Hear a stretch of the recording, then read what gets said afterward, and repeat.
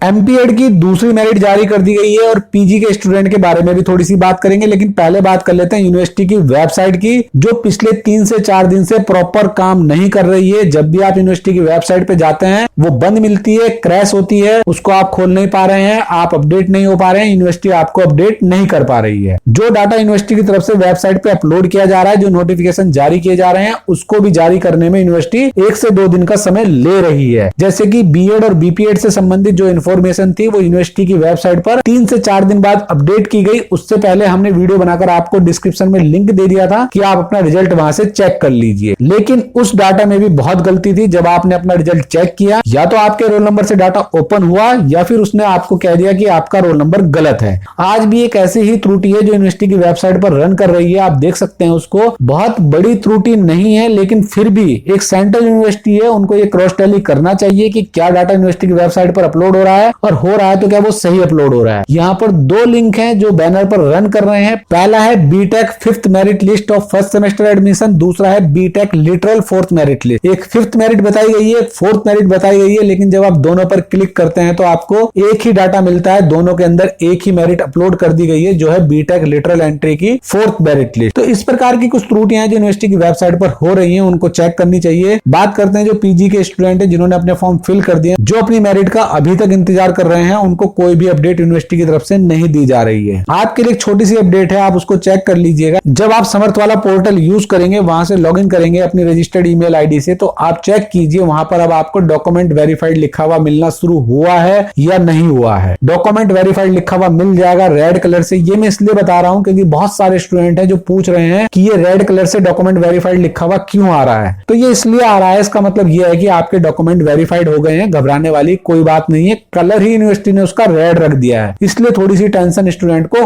हो जा रही है। उससे आप टेंशन ना लें, रेड कलर में ही आएगा डॉक्यूमेंट वेरीफाइड। इसका मतलब ये भी है कि यूनिवर्सिटी आपकी जो मेरिट है उस पर काम करना शुरू कर दी है, क्योंकि वो आपके डॉक्यूमेंट चेक कर रही है, उसने आपके डॉक्यूमेंट वेरीफाइड कर दिए हैं, आपके डॉक्यूमेंट सही हैं, यानी जल्द ही आपकी मेरिट लिस्ट अब आने वाली है। जिन स्टूडेंट ने 2 से 4 फॉर्म फिल किए हैं, उनके 1 पर डॉक्यूमेंट वेरीफाइड आ गया है, बाकी पे नहीं आया है, 2 पर आ गया, 3 पर नहीं आया है, तो वो ये समझ लें कि अभी उनकी उस वाली मेरिट पे काम चल रहा है। वो मेरिट जल्दी आ जाएगी जिसपे डॉक्यूमेंट वेरीफाइड लिखा हुआ आ गया है, लेकिन अभी आपको इंतजार करना होगा, वेट करना होगा। बात करते हैं एमपीएड की, जो दूसरी मेरिट जारी करी गई है उसको आप देख लीजिए, लेकिन पहले आप नोटिफिकेशन देख लीजिए जो यूनिवर्सिटी की तरफ से जारी किया गया है। यहाँ पे लिख दिया गया है ये 2nd मेरिट है जो जारी करी गई है यूनिवर्सिटी की तरफ से। अब आपको अपने डॉक्यूमेंट यूनिवर्सिटी में फिजिकल मोड में जमा करने होंगे, उसके लिए आपको यूनिवर्सिटी जाना होगा। तारीख दे दी गई है आपको 29 नवंबर से 30 नवंबर के बीच में आपको यूनिवर्सिटी में जाना है, आपको वहां पर अपने डॉक्यूमेंट जमा करने हैं। उससे पहले आपको अपनी फी डिपॉजिट करनी होगी। फी डिपॉजिट की डिटेल नीचे दे दी है, 21,190 रुपए आप डिपॉजिट कर दीजिएगा। जिन स्टूडेंट के इसके अंदर नाम है वो देख लीजिए आप। यहाँ पर जनरल कैटेगरी में 2 स्टूडेंट दिए गए हैं, इनके नाम वेटिंग मेरिट लिस्ट में थे, जो पहली मेरिट के साथ ही जारी कर दी गई थी। मेल कैंडिडेट में मेल पहले नंबर पर थे, ये इनका नाम आ गया है, और फीमेल में जो पहले नंबर पर थे उनका नाम आ गया है। ओबीसी कैटेगरी के अंदर वेटिंग लिस्ट के अंदर आप देखिए सारे के सारे मेल कैंडिडेट थे, तो यहाँ पर सीरियल के अकॉर्डिंग ही मेल कैंडिडेट आ गए हैं। एसटी कैटेगरी कंप्लीट हो गई है, वहां पर अब कोई भी सीट नहीं बची है, तो एसटी कैटेगरी की मेरिट नहीं निकाली गई है, वो सीट पूरी की पूरी कंप्लीट हो गई है। उससे संबंधित नीचे नोट भी लिख दिया गया है। एससी कैटेगरी के अंदर 2 नाम दिए गए हैं। पहली मेरिट में जो नाम था अंकित कुमार जी का, वापस से उनका नाम आया है। कुछ कारण हो सकते होंगे जो उनका नाम वापस आया है, और वेटिंग लिस्ट से कोमल जी का नाम आ गया है। तो इस प्रकार आप अपनी काउंसलिंग के लिए डॉक्यूमेंट जमा करने के लिए यूनिवर्सिटी में जा सकते हैं। आपको डेट दे दी गई है 29 से 30 नवंबर के बीच में आपको